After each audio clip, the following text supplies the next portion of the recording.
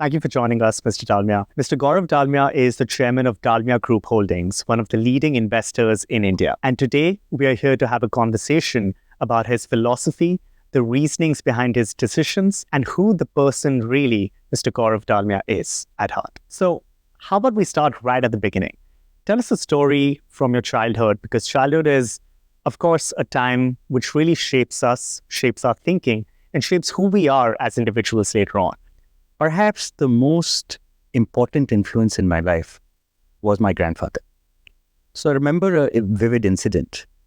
The Krishna Janamsthan in Mathura was being built, and it was built under the aegis of my grandfather. And it's run by a trust that was started by my grandfather. And he was supervising the construction personally because he was very passionate about it. And one evening during sunset, or just past sunset, he was walking back home and a dog bit him.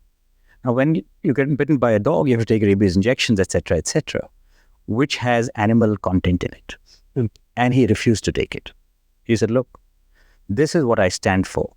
No violence on animals. So if it means I will not take a rabies injection, I will simply not take it. And this is a test that I have to pass. Now, you can call it foolhardy, but he called it conviction. And that kind of stayed with me, that sometimes conviction looks like foolhardiness, but you've got to stay with what you believe. Yeah. It's easy to say what you believe when you're sitting in the comfort of a drawing room. But in the real world, that was the test. Growing up in a business family, I would imagine, would be something of a different experience. I think we all had a standard childhood, and we grew to be adults slowly. So, for example, I took my first domestic flight alone when I was 12 years old. Now, it was a minor step towards adulthood. I went on my first international flight alone when I was 16, passing through immigration or this. That was just another small step towards being an adult. After grade 12, I did a summer job at a machine tool company in Germany. Again, that was an adulthood, living alone for the first time, and so on and so forth. So I became an adult in a very standard way, and in some ways unique because of my background, but in a very standard way. Were you always sure that you wanted to go into business, or was that something that evolved over time? I always wanted to be in business because that was the default. That was our legacy. That was our default setting. In school, I was very interested, for example, in physics and history. Both of them have nothing to do with business. Yeah. Right. But those were my favorite subjects. As we went into high school, etc., we used to have a course called engineering drawing, which became one of my favorite subjects. So I kind of said, it might be cool to be an architect one day. But that phase passed very quickly. My undergrad was computer science.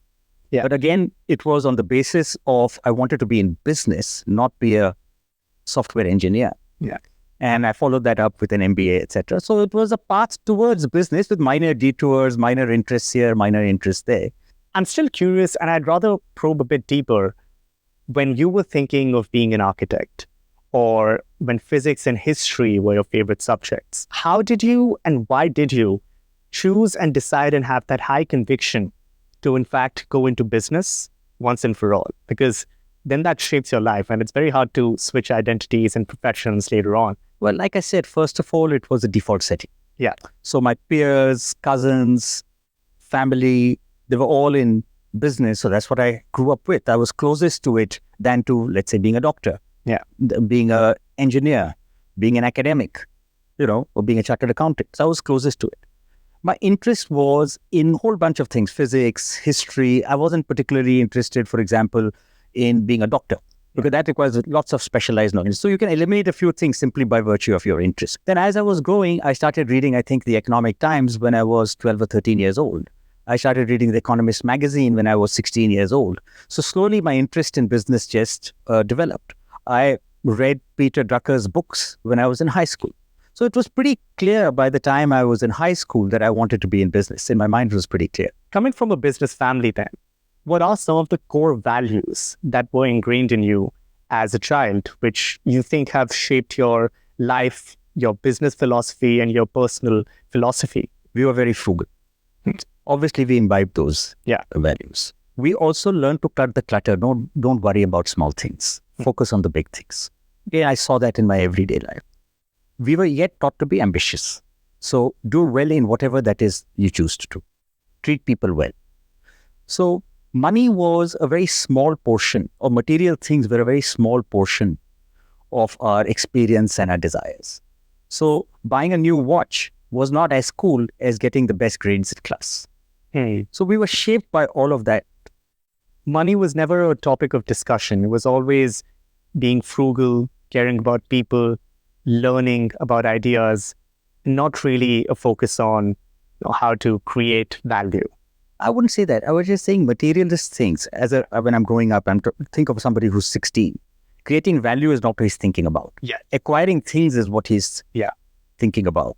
So money or material things were fairly low in a hierarchy of things. It's not that I didn't want a good meal or a good watch or anything, but there were things that I wanted more. Yeah. You've shared your thoughts about, over various articles and videos, your thoughts on self-awareness. And what I'm curious about is how self-awareness and knowing yourself plays a very important role in decision-making. So self-awareness I would define as understanding your strengths and weaknesses, understanding your motivations. Most people don't really delve into understanding their own strengths and weaknesses accurately. We can have a vague impression. Most people think, 90% of the people, for example, would say they are an above average driver. Now, 90% of the world can't be above average, but we all tend to overemphasize our own skills. Yeah. Right.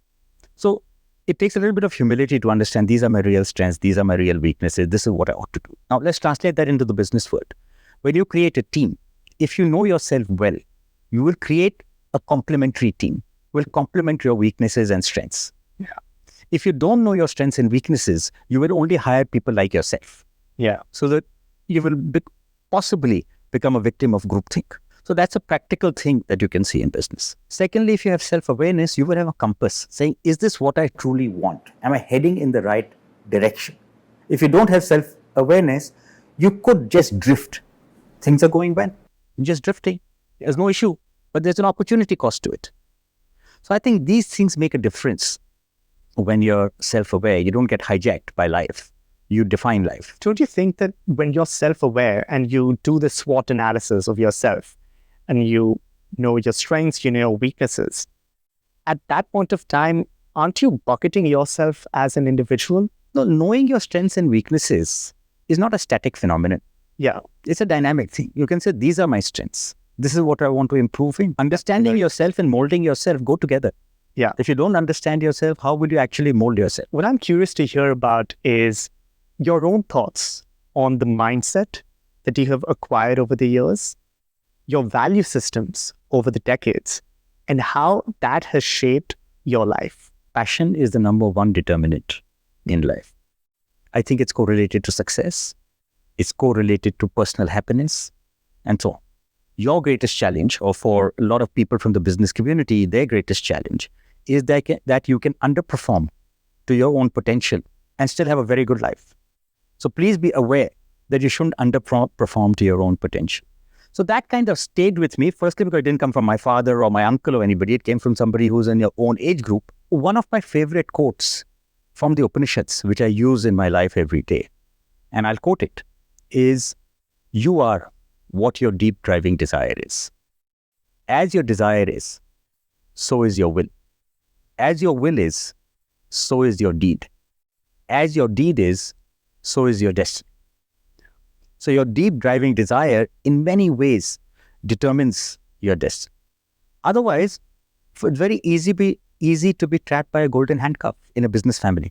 This is great. Let's just do it.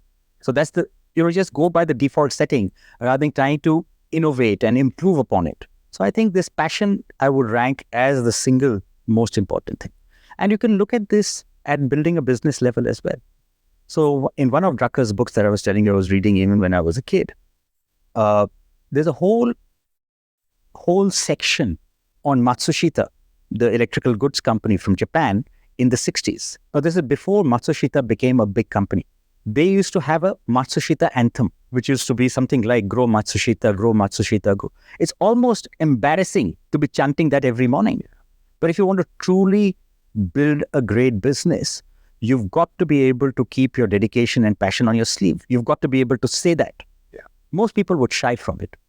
So a certain amount of passion, a certain amount of dedication and the self-awareness of your strengths and weaknesses, which, as you said, are dynamic, and this deep-seated desire, which truly drives you as an individual, is what comes together to determine your actions, thinking, decisions, and so on. The great entrepreneurial mantra, for example, is intent comes first, resources follow. Think of an entrepreneur. He has nothing on day one. Yeah. Except intent. Yeah. When you're younger, you think of individual capabilities, intelligence, hard work, etc., etc. Oh, that's the defined world that you're living in.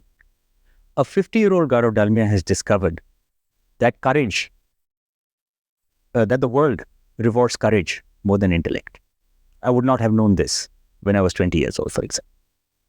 Secondly, you think about individual skills. Oh, I'm good at math, or I'm good at finance, or I'm good at business strategy when you're new in business. But a 50-year-old will realize that is less important than building the right team. So while all those are important, right, perspectives change as you go through life. There are two opposing forces that you must harness simultaneously. One is humility, and the other is drive. They sometimes oppose each other, but if you can't manage those two things simultaneously, you will not reach your potential. But don't you think that as you grow older, you get more resources, you get more access, you get more self-understanding, and that influences the way you think that at age 20, this is what you should value. But roll back to age 20, it may very well be the case that intellect and all these other values, apart from courage, may be more valuable? No, that's correct. At that phase in life, those are the things that drive your life. But if you're looking forward, then my submission would be there are more things you need to discover. Courage over intellect, teams over individual brilliance, and so on. Yeah. So it's not that those are wrong. Yeah. Those have their limitations. In some sense, the Dalmia Group has been very much associated with the freedom movement and other national elements as well. How that helped you develop a deep understanding for your own values, in addition to valuing courage over intellect, being frugal, valuing people, building the right teams. How did this extra element of coming from this different kind of business family influence your own personal growth and upbringing? When I was young, I read this book called Freedom at Midnight by Dominique Lapierre. It mentions the Dalmia family, by the way, as one of the families, great business families during the freedom movement time. I also read Discovery of India by Jawaharlal Nehru. And things that stuck with me from that time, part of it heard from my grandfather, family, etc., but through third-party sources such as these books, was that there was this whole feeling of common cause. So if you look at the people who fought the freedom movement, they were from all backgrounds. Some of them were the elite of India. They were educated in the UK, they came back, and they fought for freedom. Some of them were from rural India. Some of them were rich, some of them were poor, some of them were educated, some of them were not educated, some of them were from southern India, some of them were not. So every kind of unholy mix was there. But it was not an unholy mix because they had a common cause. The modern version of that, which I think is sometimes dysfunctional, is you can say, I agree to disagree. Now that to me is a bit of escapism. It's a bit of just stepping back and saying, I don't care, leave me alone. They didn't do that. They said, we have these differences, but our common cause is so much more important that these differences are trivial. Yeah. It's not agree to disagree. So I think that's what I really learned. And I think that will serve us well in current India as a society as well. The reason rich nations are able to cooperate, or the reason that nations are rich, is because they are able to cooperate. And the reason some nations are not rich or poor is because of the lack of the ability to cooperate. Yes, sir. Growing up, over time, what are the mindsets and values that you have strived to double down on, which have over time served you well? 80% of what's around us, I treat as a noise. Hindu philosophy may tell you Maya. Yeah. I'll, in a more practical sense, just call it noise. It's irrelevant to what you're actually trying to do. Okay, so we have to recognize that. Secondly, this clarifies your headspace. You don't focus on trivia. You focus on important thing. So it's very good for your personal peace. Thirdly, it enables you to follow a mantra that I have. Love what you do what you love, and deliver more than you promise. Yeah. Now, my wife might tell me, Gaurav, even 2 out of 3 is not bad, but that's a different thing. So I'm saying, if you can just simplify your life, it is not a philosophical argument alone. It is actually a practical argument. You don't have to give up on life by giving up on trivia. You have to embrace life by giving up on trivia and focusing on the essential. But the ability to find what is essential Is key. That's right. And how do you reach that? What is essential? How do you? Through self-awareness. Through self-awareness. I ask you, Abhinav, make a list. Write down 20 things that you want. Okay?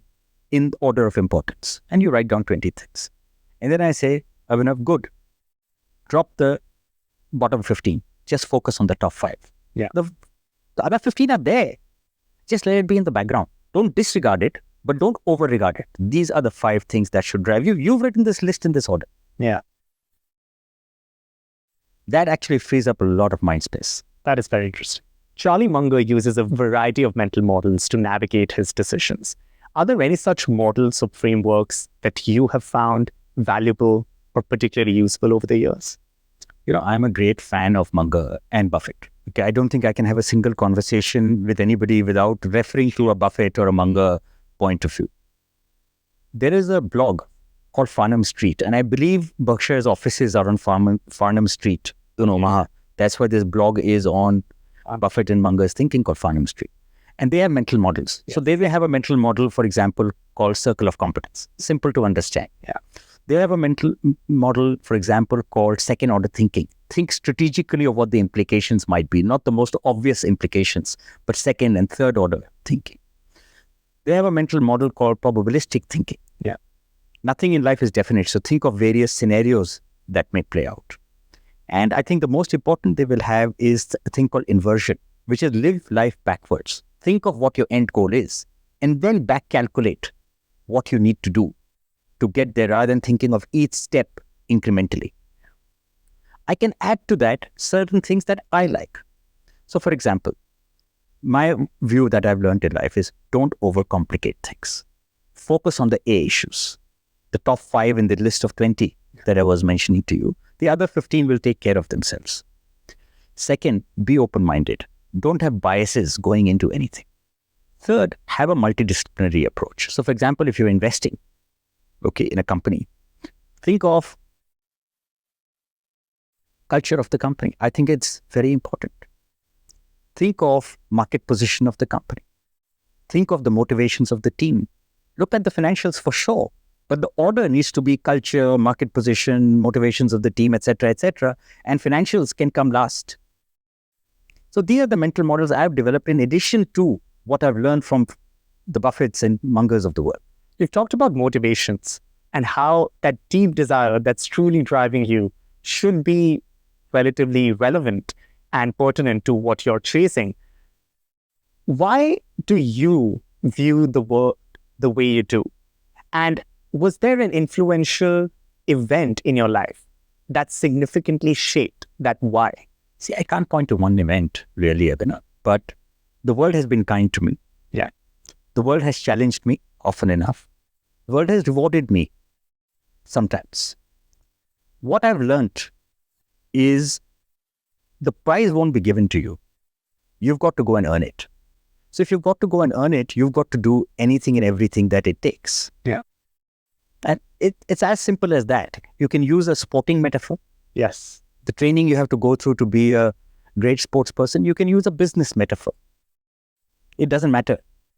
The underlying is the same. As you've grown up, are there any aspects that you've had to revise over the years? Any concepts that you've had to reconsider or adjust depending on maturity, age, and how just the world is changing? One is be kind. Reciprocity is a real powerful force. So if you go back to the great financial crisis of 2007, Lehman went under. Goldman did. Their balance sheets were equally vulnerable at that time. The chairman of Lehman was a man called Dick Fuld. Okay. And they used to call him, I'm sorry, going to use unparliamentary language, Big Dick. because he was not popular on Wall Street. He would rub people the wrong way, etc., etc. So very few people came to help Lehman Brothers by providing short-term financing. Yeah. Goldman Sachs behaved well with people. Yeah. So with similar vulnerabilities, a lot of organizations and investors came together to help. I think Warren Buffett put in $10 billion within 3 days or something, 5 days. So that was not because the balance sheet was stronger. Yeah. No objective criteria would tell you Goldman will survive, Lehman won't. But the laws of reciprocity made sure that Goldman survived and continues to be dominant and Lehman is no more. Second is be bold. Think of Steve Jobs. He gets fired from Apple. He comes back to Apple. Who in his right mind would do it? It requires tremendous audacity. But he did it. He rebuilt Apple after being fired from Apple. And what he rebuilt became the legendary Apple, much more than the first phase, his first phase in Apple. My third would be open-minded. I don't like dogmas. I don't like dogmatic people. Our viewpoints are shaped by our unique experiences. We've talked about Steve Jobs, you've talked about Buffett and Munger and other such individuals. Growing up in a business family, do you think that your perspectives in general would be applicable to people even in different domains? There's a man called David Deutsch. He wrote a book called Something Infinity. And he talks about how to build perspectives, how to build mental models. So he contrasts two things. One is where he talks about the concept of justificationism, where you say, I want to look for an absolute truth. Okay, this should work at all times. That's a mindset. And he says that's very limited, and I agree with it. An alternative to that is fallibilism, where you say, here is a truth, it's 80% true, but it can be false 20% of the time. So that's the viewpoint. You can use it anywhere. Yeah. You can be a circus ringmaster and use it. You can be a sports person and use it. You can be a politician and use it. So it's very, very prevalent in the world. You can see it. Now, at a personal experience level, when I was growing up, my mother was a woman of the world. She was very articulate. She was impeccably dressed, etc., etc. My father was like an ascetic. He still wears torn clothes. Complete contrast to my mother. We learned to respect both. They were both partly true. And it taught me versatility. Yeah. When my daughter was born, you write wishes for your daughter. Right? So somebody will say, may you have happiness. Somebody will say, may you have success, or may you have love, or God knows what. I wrote, I hope you become the most versatile person in this world, because everything else will follow automatically. The ability to change, to be adaptive to the changing circumstances around you, what I'm hearing as one of the core values. And, Yuval Harari talks about this concept of shared myths in shaping and maintaining societies. In your view, be it in the business world, be it in any other world, what are some of the shared myths that you would possibly like to shed light on and suggest that these are not the myths that we should believe in? See, the biggest myth that I see in the world is that you decide your fate. I think it's only partially true. And it's a much more nuanced view in real. First of all, your character determines your fate. As I think Churchill said, your character is your destiny. Okay. Second, chance events, which we call luck, determine your fate. Thirdly, your genetic makeup. A lot of it is given, pre-wired into you. So you can say, oh, he's hardworking. Right? But a lot of it is genetic makeup. Okay. And it's random. Determines your fate. So therefore to say, your environment shapes you. Therefore to say, I create my own destiny. If you were to just put a full stop there, I would say it's a myth. I can create my own destiny.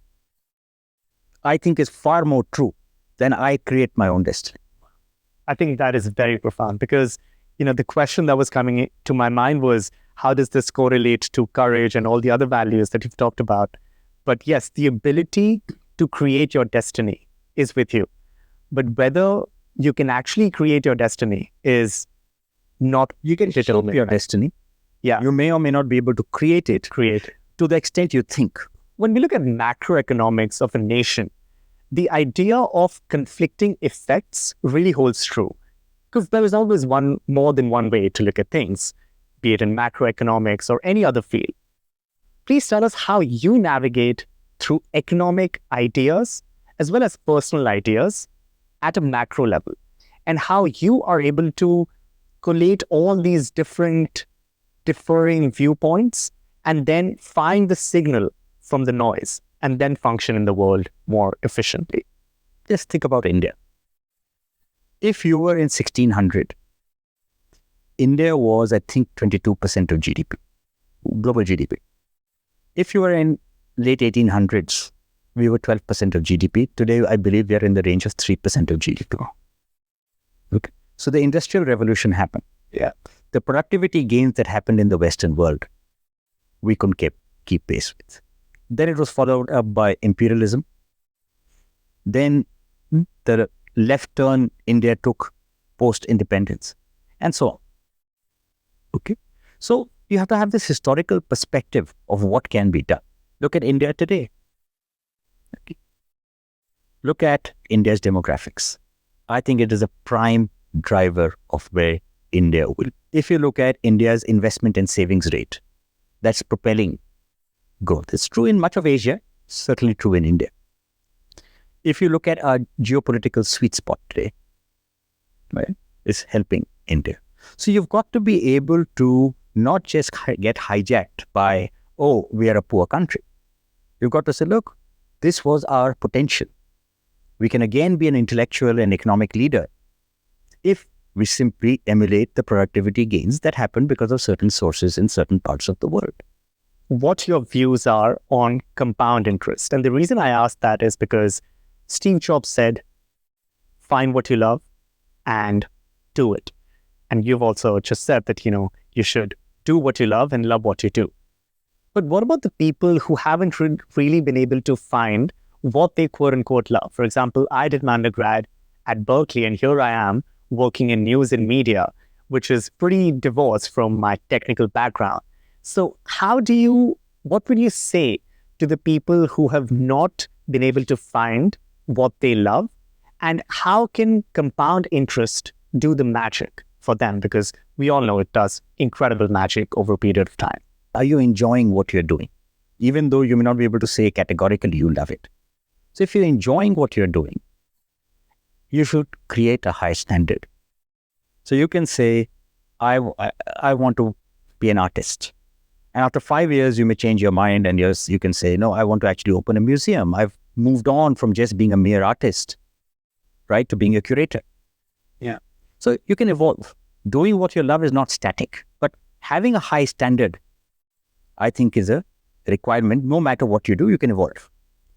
Second, positive energy, I think, is contagious. So you've got to have positive energy about being an artist or being a curator. I'll stay with that example. Third, you've got to be able to understand life is not a zero-sum game.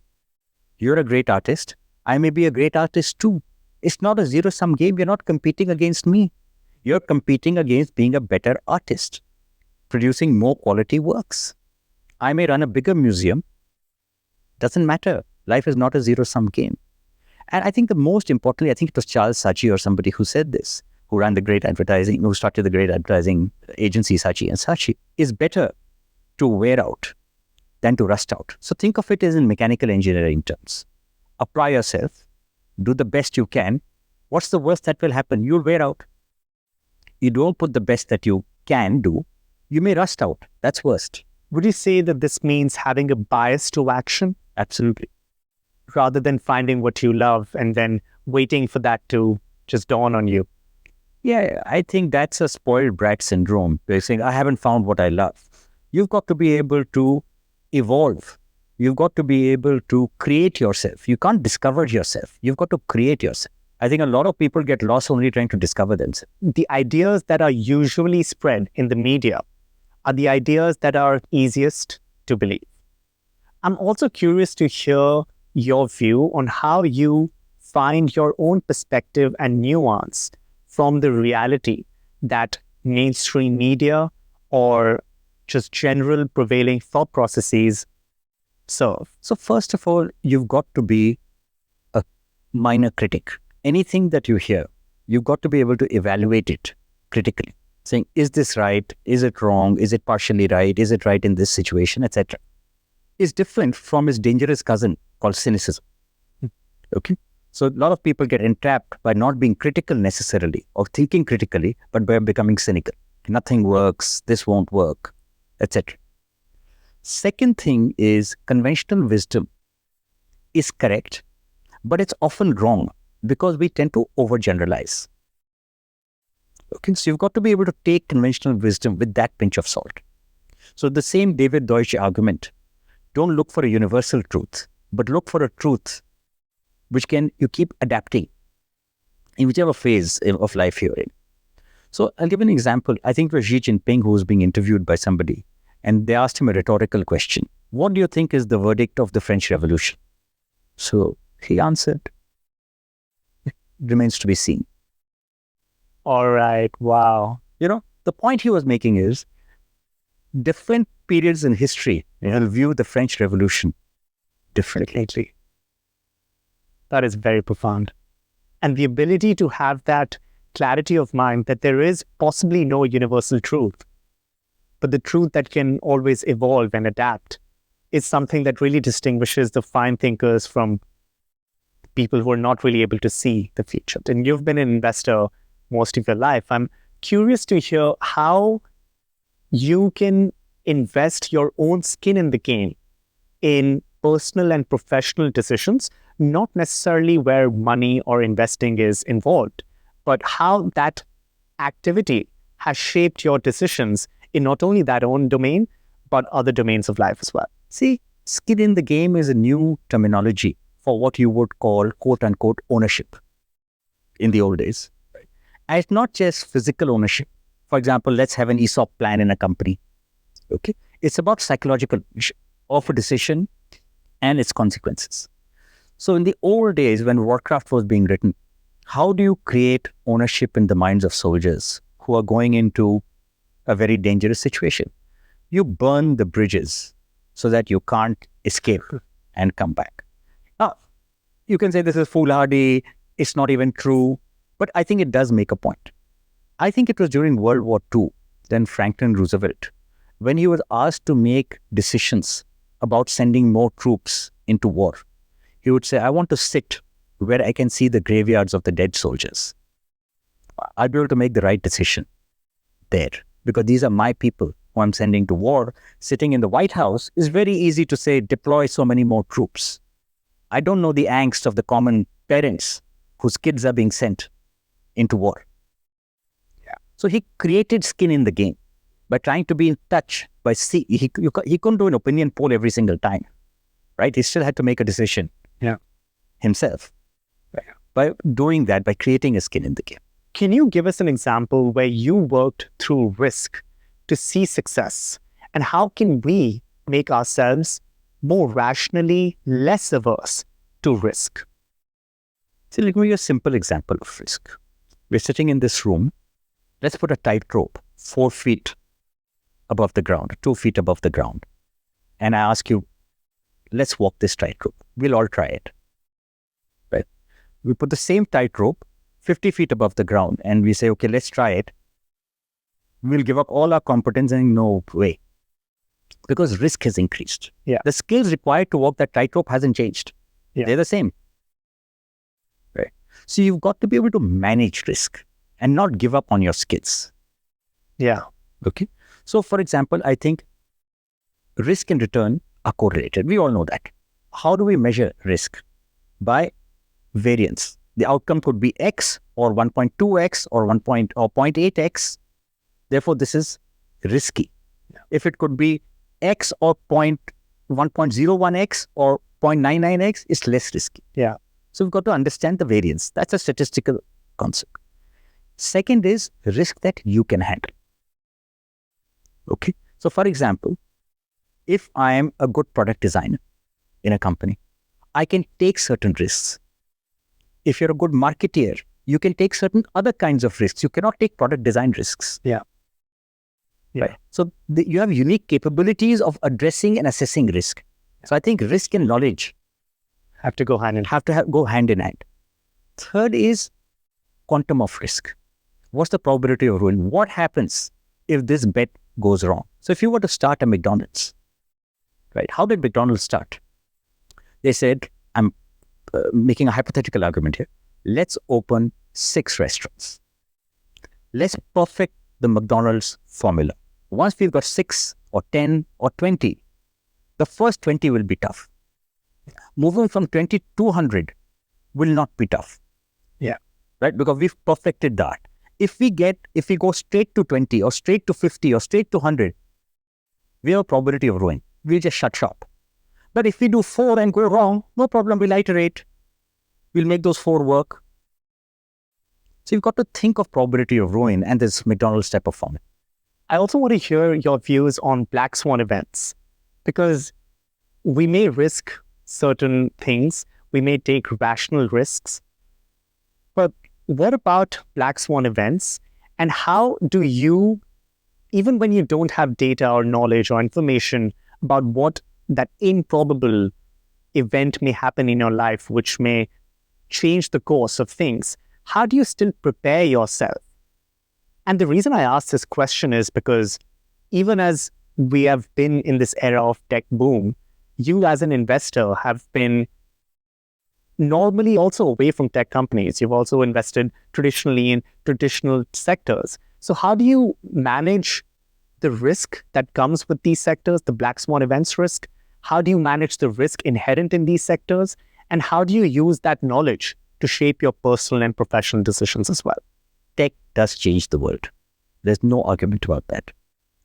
But the fact that it changes the world, right, does not mean it's the best investment asset class. So, for example, the airline industry changed the world for you, me, for everybody. But the airline industry, if you take the history of the airline industry, on a net basis, over the course of its history, it has not made money. Yeah. So industry economics and its ability to change the world have very little to do with each other. So that's my first reservation about tech. I understand what tech's good for, but I do think that doesn't make it an obvious investment candidate. Yeah. That's point number 1. Point number 2, a lot of the tech stuff, people forget basic economics. Okay, so for example, let's assume you're trying to create a D2C t-shirt brand. The economics of a D2C t-shirt brand will look and feel like a non-tech, non-online D2C t-shirt brand. Some of it may be different. You'll have less inventory because you have centralized inventory. You'll have less footprint cost because you have less rental for storefronts, etc., etc.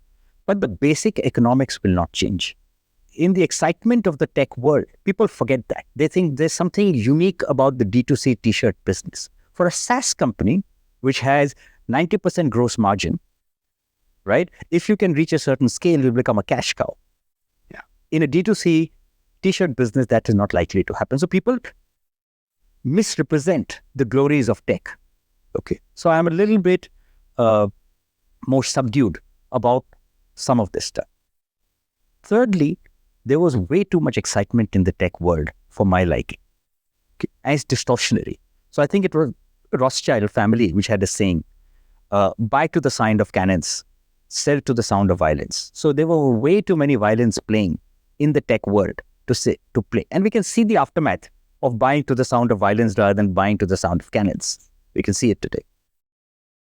Fourth, scaling a business takes time. Given people's attention spans, there's a perverse incentive saying, let's do this in double speed. Now, I don't understand how you can scale a business in double speed. Yes, you can, but not every business can scale that way. You've got to have a 15-year view. But when you tend to work with 5-year views, you distort things. You go for a land grab. Whether a land grab is worth it or not, only time will tell. Right? So you make a lot of random, wrong decisions. Your investors force you because they know you want to build this business over 5 years. Let's do whatever it takes, even if it's silly. Plus, a lot of the valuations are wrong. Because a lot of the valuations are sitting in liquidation preferences and a lot of structured elements. But the common man doesn't see all that. He says, oh, this company is valued at $1 billion. Well, I don't think so. I put in money at $1 billion valuation with a lot of caveats in it, such as liquidation preference. So it may or may not be $1 billion. And we've been been investors in at least 3 or 4 unicorns. So we've seen this happen. Yeah. That's a very different take on tech and investing in general from what general media at least shares. So that is something I find super. And in addition, in India, there are old economy businesses that are growing very fast. So it's a relative value issue. Yeah. Can you make excessive money selling just deodorant? I think yes. Therefore, why flirt with this idea of creating a D2C deodorant brand or a D2C t-shirt brand? How you have often said that investing is more about temperament than knowledge, and that success is about making the right moves at the right time rather than constant hard work and skill. Share with us the rationale behind this philosophy, because this is something that no business textbook would particularly mention about temperament.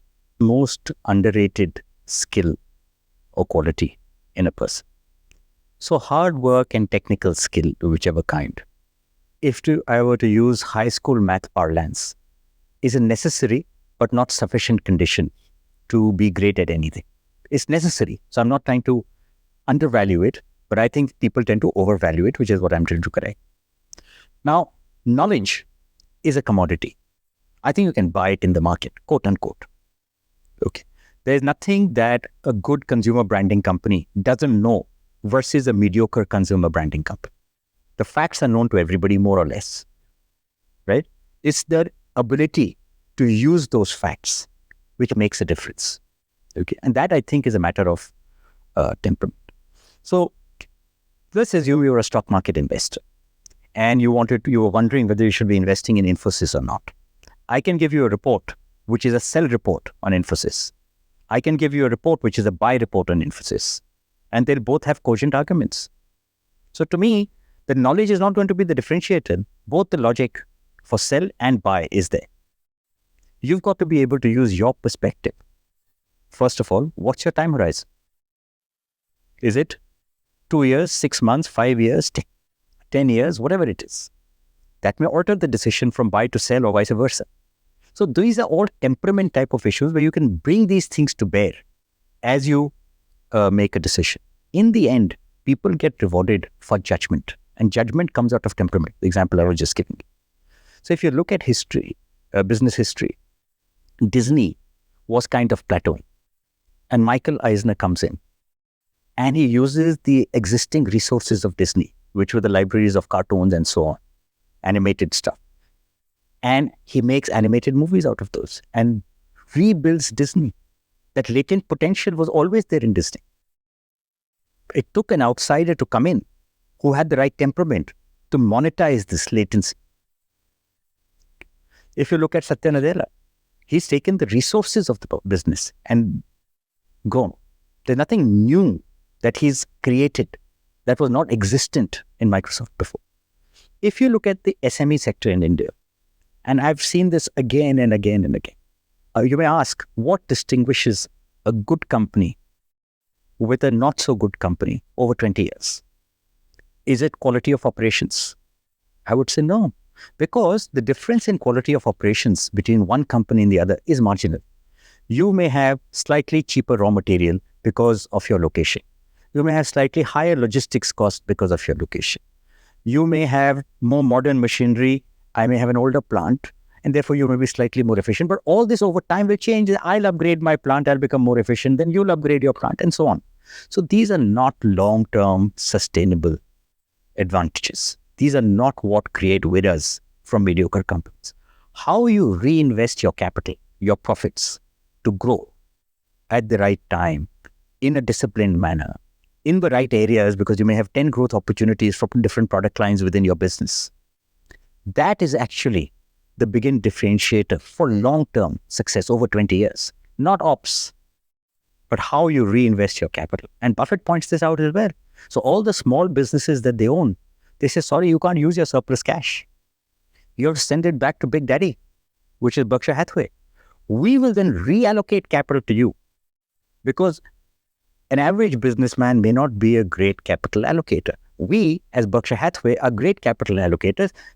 Give us this luxury of talking to you about reinvestment of capital. You can't do it on your own.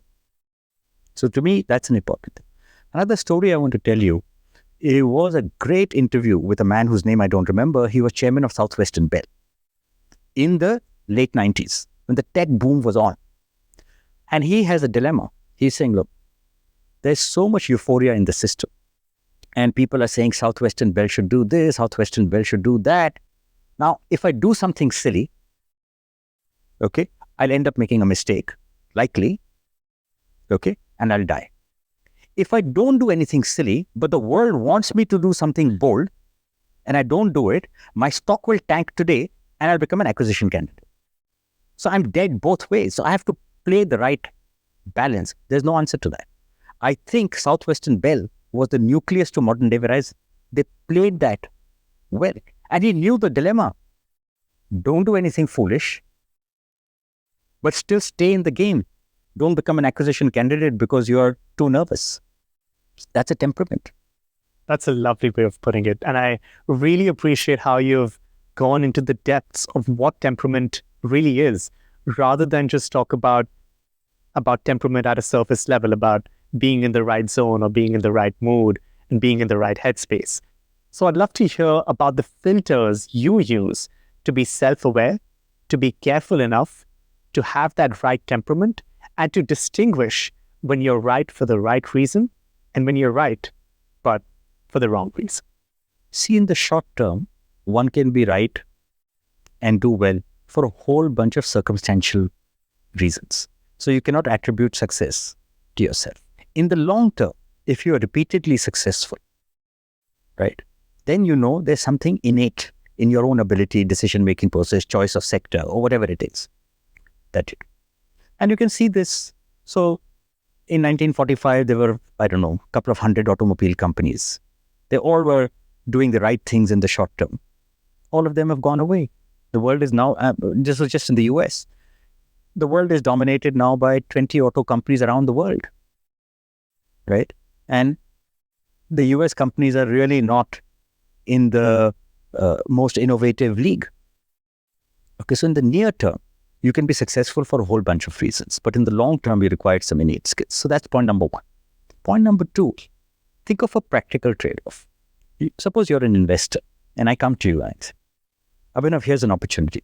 You can make 25 returns compounded over 2 years. So you'll make 25% a year for 2 years. Here's a second opportunity. You'll make 15% a year for 7 years.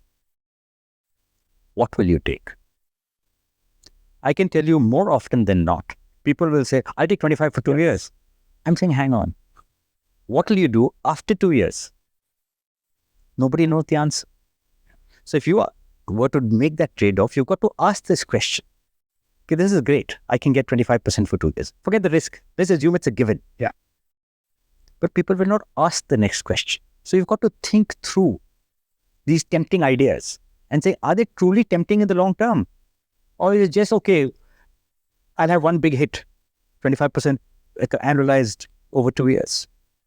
I think also luck and skill are correlated, as I had mentioned earlier. So you've got to be able to create your own luck. Decision makers making the right decision. That is why the league tables change. You look at the Fortune 500, you look at the Indian league tables, you look at anything. That's why the league tables keep changing. I just want to ask parting thoughts in terms of your own experience, your life journey, your own life philosophy. What would be the last few parting thoughts that you would share to 20 or somethings, 30 or somethings, that aspiring individual who wants to build his own business, or that person who really wants to change one unique aspect about a particular problem? What are your thoughts after this enlightening conversation? Your body, they say, is worth 99 cents worth of chemicals. Okay. So you have a choice. Do you want to be 99 cents worth of chemicals? Or do you want to be gold?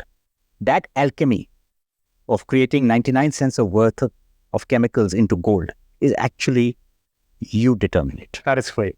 Thank you so much for your time, Mr. Dalmia.